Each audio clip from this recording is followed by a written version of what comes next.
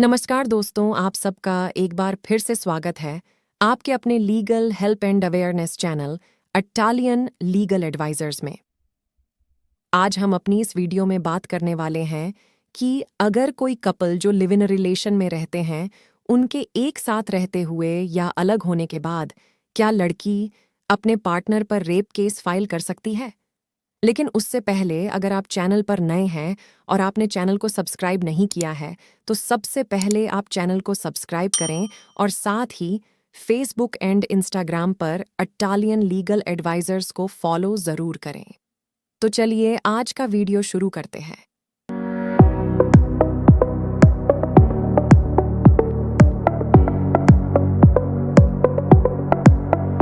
आजकल के modern time पर लिव इन रिलेशन में रहना एक आम बात है, जिसके चलते आजकल बहुत सारे कपल्स लिव इन रिलेशनशिप में रहते हैं, जिसके चलते कपल्स में कई बार कहासुनी हो जाती है और ज़्यादातर लड़कियां अलग होने के बाद लड़के पर रेप का केस भी कर देती हैं, जिसके बाद लड़के को बहुत सारी लीगल दिक्कतों का सामना करना पड़ता है।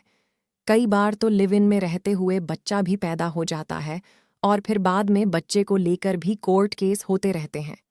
भारत में लिव इन रिलेशनशिप को लेकर कोई लॉ नहीं है और इसके लिए कोई कार्रवाई नहीं की गई है। लेकिन कई बार ऐसा हुआ है कि अपने राइट्स को लेकर लड़कियों ने बहुत बार कोर्ट का रुख किया है। आइए सबसे पहले तो यह जानते हैं कि लिव इन रिलेशनशिप में रहने के लिए इम्पॉर्टेंट कंडीशंस क्या है। सबसे पहले तो ये कि लिव इन रिलेशनशिप में रहने के लिए दोनों लड़का और लड़की का 18 साल का होना ज़रूरी है, यानी कि दोनों ही पार्टनर्स का मेजर होना ज़रूरी है। इसके बाद लिव इन रिलेशनशिप में रहने के लिए दोनों पार्टनर का अनमैरिड या फिर डिवोर्सी होना ज़रूरी है। अगर कोई भी पार्टनर जो मैरिड हो और फिर लिव इन रिलेशनशिप में रहते हैं, तो कानून की नज़रों में वो रिलेशन वॉइड होगा। दोनों पार्टनर्स का एक टाइम पर एक ही रिश्ते में होना ज़रूरी है। आजकल तो लिव इन रिलेशनशिप में रहने के लिए पुलिस भी आपको लिव इन रिलेशनशिप का सर्टिफिकेट इशू करती है, जो एक वैलिड प्रूफ माना जाता है। अब बात करते हैं कि अगर कोई लिव इन रिलेशनशिप में है और आपस में रहते हुए या फिर अलग होने के बाद क्या लड़की रेप का केस कर सकती है। जैसे कि हमने पहले भी बताया है कि लिव इन रिलेशनशिप के लिए कोई लॉ नहीं है और ना ही कोई ऐसा एक्ट है जो लिव इन रिलेशनशिप को प्रोटेक्ट करता हो। इसीलिए जब भी लिव इन रिलेशनशिप से जुड़ा कोई केस कोर्ट में आता है, तो ये पूरी तरह से कोर्ट पर डिपेंड करता है कि कोर्ट उस केस को कैसे डील करती है। अब तक ऐसे कई केस हैं जो कोर्ट में आए हैं, जहां कोर्ट ने ये क्लियर बोला है कि लिव इन रिलेशनशिप में पार्टनर्स अपनी मर्जी से रहते हैं और दोनों में इंटीमेट होना भी उनकी अपनी मर्जी से होता है, जिसमें रेप केस नहीं हो सकता है। लेकिन इसमें लड़के को ये साबित करना होगा कि उस टाइम पर वो दोनों लिव इन रिलेशनशिप में रह रहे थे। वहीं अगर लड़की की उम्र 18 साल से कम है, तो उस केस में लड़के पर रेप केस बनता है। अब अगर कोई किसी को झूठे रेप केस में फंसा दे, तो उस झूठे केस को कैसे जीतें, उसके लिए आप इन बातों का ध्यान रखें। पहले तो अगर आप किराए के घर में रह रहे हैं या रह रहे थे, तो वहाँ का लीज एग्रीमेंट या रेंट एग्रीमेंट दिखाइए, जिस पर आपका और आपके लिव इन पार्टनर का नाम होना ज़रूरी है और दोनों के साइन भी होने ज़रूरी हैं। वो डॉक्यूमेंट ये प्रूफ कर देगा कि आप दोनों अपनी मर्जी से एक साथ वहाँ रहते थे।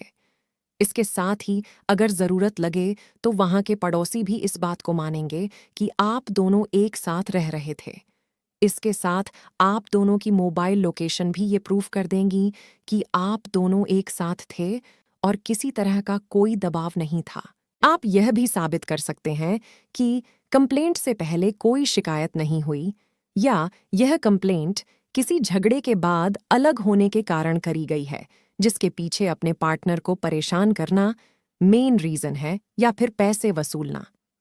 अगर आपके पास आप दोनों की आपसी बातचीत की कोई रिकॉर्डिंग हो या कोई ऐसा एविडेंस जो ये प्रूफ कर दे कि आप दोनों अपनी मर्जी से एक दूसरे के साथ रहते थे, तो उसको भी कोर्ट में पेश करें। वो भी आपके लिए एक अहम सबूत का काम करेगा। उसके अलावा अगर आपका कोई दोस्त या संबंधी जो आपके लिव इन रिलेशनशिप के टाइम आपको जानता हो और आप दोनों से मिलता हो, तो आप उसको भी एज विटनेस वहां पेश कर सकते हैं। उसकी गवाही भी इस बात को प्रूव करने में हेल्प करेगी कि लड़की की कंप्लेंट झूठी है और किसी गलत इरादे से करी गई है। इसके अलावा किसी अच्छे एडवोकेट से कंसल्ट करके आप भी लड़की पर केस कर सकते हैं, जिसके कारण प्रेशर में आके वो जल्दी सेटलमेंट की बात कर सकती है। अब बात करते हैं कि अगर लिव इन रिलेशनशिप में रहते हुए बच्चा पैदा हो जाए तो उस बच्चे का लीगल स्टेटस क्या होगा, उस बच्चे के लीगल राइट्स क्या होंगे।